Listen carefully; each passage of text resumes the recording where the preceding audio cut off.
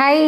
இன்னைக்கு ஒரு சப்பாத்திக்கு தொட்டுக்கிறதுக்கு ஒரு தால் எப்படி பண்ணுறதுன்னு பார்க்கலாமா? ரொம்ப நல்லாயிருக்கும். அது வந்து ஒரு 80% துவரம் பருப்பு, 20% பாசிப்பருப்பு. இது 2த்தையும் வந்து நல்லா அலம்பி வாஷ் பண்ணிட்டேன். நல்லா வாஷ் பண்ணிட்டு கொஞ்ச நேரம் ஒரு 10 நிமிஷம் ஊற வச்சுருக்கேன். அவ்வளோதான், ரொம்ப நேரம் வேண்டாம். ஒரு குட்டி குக்கர் எடுத்துட்டுருக்கேன். அதில் வந்து எண்ணெய் கொஞ்சம் குத்திண்டு, இப்போ இதில் வந்து என்னென்னலாம் தாளிக்க போகிறோம் அப்படின்றத பார்க்கலாம். எல்லாமே நான் வந்து மொத்தமாக போட்டு அப்படியே குக்கரில் வந்து ஒன் பாட் ரெசிபி மாதிரி இது பண்ண போகிறேன், அவ்வளோதான். ஸோ இந்த குட்டி குக்கர் எண்ணெய் காஞ்சிரும். எண்ணெய் காஞ்ச உடனே தாளிப்பெல்லாம் போட்டுடலாம். அவ்வளோ சூப்பராக இருக்கும் இந்த தால் வந்து தொட்டுக்கிறதுக்கு, சப்பாத்திக்கு தொட்டுக்கிறதுக்கு. ஸோ இப்போ வந்து கடுகு, சீரகம், காஞ்ச மிளகா இது இது எல்லாமே நான் வந்து எண்ணெயில் நல்லா கொதித்த எண்ணெயில் போட்டுட்டேன். இந்த மீன்வெயில் வந்து தக்காளி கட் பண்ணி வச்சுட்டுருக்கேன், வெங்காயம் பொடி பொடியாக கட் பண்ணி வச்சுட்டுருக்கேன்.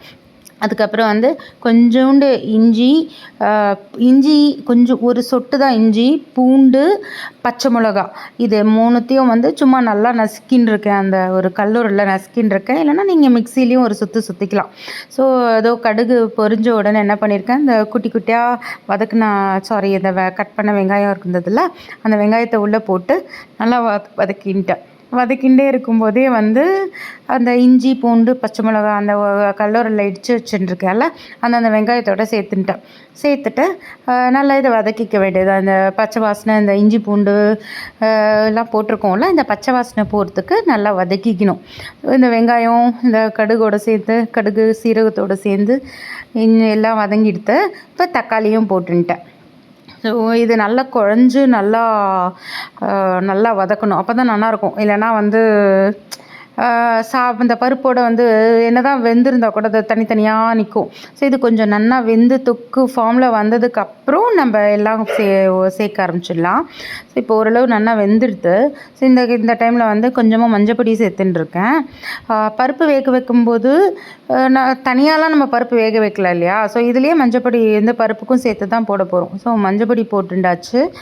அதுக்கப்புறம் வந்து இதுக்கு வந்து ஆல்ரெடி வந்து காஞ்ச மிளகாய் திருமாறி இருக்கேன், பச்சை மிளகாவும் 2 போட்டிருக்கேன். ஸோ மிளகா அப்படி வந்து கொஞ்சோண்டு போட்டால் போதும், நிறைய போட வேண்டாம். கார மிளகா அப்படின்னா கொஞ்சம் லைட் டிஷ் தான் இது. ஸோ ஒரு குட்டி ஸ்பூனால் தான் நான் மிளகா அப்படி போட்டுருக்கேன். ஒரு ரொம்ப சின்ன ஸ்பூனில் கொஞ்சோண்டு மிளகா அப்படி போட்டுருக்கேன். ஏன்னா ஆல்ரெடி பச்சை மிளகா போட்டுண்டாச்சு, காஞ்ச மிளகா 2 போட்டுருக்கேன். ஸோ ஒரு 1/2 டீஸ்பூன் தான் வந்து நான் மிளகா அப்படி போட்டுருக்கேன். ஏன்னா இந்த பருப்பு ரொம்ப காரம்லாம் தேவையில்லை சப்பாத்திக்கு தொட்டுக்கிறதுக்கு. ஸோ இது நல்லா குழையணும். இந்த தக்காளி, இந்த வெங்காயம் இதெல்லாம் சேர்ந்து நல்ல ஒரு தொக்கு ஃபார்மில் வந்துடணும். அந்த தொக்கு மாதிரி ஆகிடுது அப்படின்னா இது அப்படியே தொட்டு சாப்பிட்லான்னு வச்சுக்கோங்களேன், அவ்வளோ சூப்பராக இருக்கும். இப்போ வந்து நான் பருப்பு ஊற வச்சுருந்தேன்ல, தண்ணியோடு இந்த துவரம் பருப்பும் கொஞ்சோண்டு பைத்தம்பருப்பும் போட்டு ஸோ அதை வெட்டுண்டாச்சு. அதில் வந்து ரெக்வயர்ட் எவ்வளோ தண்ணி தேவையோ இன்னும் கொஞ்சம் தண்ணியும் கொட்டின்ட்டேன் அந்த இதுலேயே. ஸோ மொத்தமாக இப்போ எல்லாத்தையுமே போட்டுட்டோம்.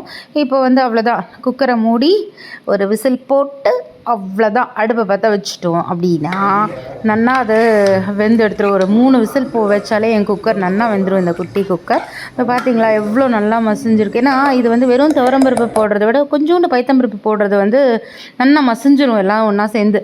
இதோ உப்பு சேர்த்துன்ட்டேன். இப்போ எனக்கு உப்பு பார்த்தா கொஞ்சம் திக்காக இருக்கிற மாதிரி இருந்ததா, அதனால் கொஞ்சமாக ஜலம் விட்டுட்டு நல்லா மிக்ஸ் பண்ணி உப்பு போட்டிருக்கேன், கொஞ்சமாக தண்ணி வேற விட்டுருக்கேன்ல. ஸோ அதனால் அப்படியே சாப்பிட முடியாது. அதனால் அடுப்பில் வச்சு கொஞ்சம் ஒரு கொதி விட்டுட்டு விட போகிறேன், அவ்வளோதான். அதுக்கப்புறம் வந்து கஸ்தூரி மேத்தி கொஞ்சம் ஆட் பண்ணியிருக்கேன் இந்த பருப்பில். அது ரொம்ப நல்லா வாசனை கொடுக்கும் இந்த தாலுக்கு. ஸோ அவ்வளோதான், ரொம்பலாம் இல்லை, நல்லா வெந்திருத்து பருப்பு. ஸோ கொஞ்சமாக தண்ணி விட்டுருக்கேன், உப்பு போட்டிருக்கேன்றதுனால நான் ஒரு கொதி விட போகிறேன், அவ்வளோதான். ஏன்னா கொஞ்சம் ரொம்ப நேரம் கொதிக்க விட்டோன்னா இன்னும் திக்காயிடும். ஓரளவு இந்த கன்சிஸ்டன்சி பாருங்களேன், அவ்வளோ சூப்பராக இருக்கும் தெரியுமா. இது சாதத்து கலந்து சாப்பிட்டா கூட எனக்கு ரொம்ப பிடிக்கும். அவ்வளோதான், எல்லாம் முடிஞ்சிட்டு லாஸ்ட்டாக கொஞ்சோண்டு பெருங்காயம், நிறைய கையில் எவ்வளோ கொத்தமல்லி கிடைக்கிறதோ அவ்வளோத்தையும் அதை தலையில் போட்டு ஒரு சுற்றினா அடடா, அந்த கன்சிஸ்டன்சியை பாருங்கள், ஆனந்தமாக இருக்கும். அது தெரியுமா, அதை சப்பாத்திக்கு தொட்டுன்னு சாப்பிட்றதுக்கும் சாதத்தில் கலந்துன்னு சாப்பிட்றதுக்கும் அடாடா ஒன்றுமே வேண்டாம். தொட்டுக்கு ஒரு எலுமிச்சங்காய் ஊறுகாய் இருந்தால் போதும். இந்த பருப்பை கொத்தி கலந்துட்டு அந்த ஊறுகாவை தொட்டுன்னு சாப்பிட்டா கூட சாதம் அவ்வளோ சூப்பராக இருக்கும். செம்ம டேஸ்ட்டாக இருந்த பருப்பு கண்டிப்பாக ட்ரை பண்ணி பாருங்கள். 1 pot ஈஸி ரெசிபி. பாய்.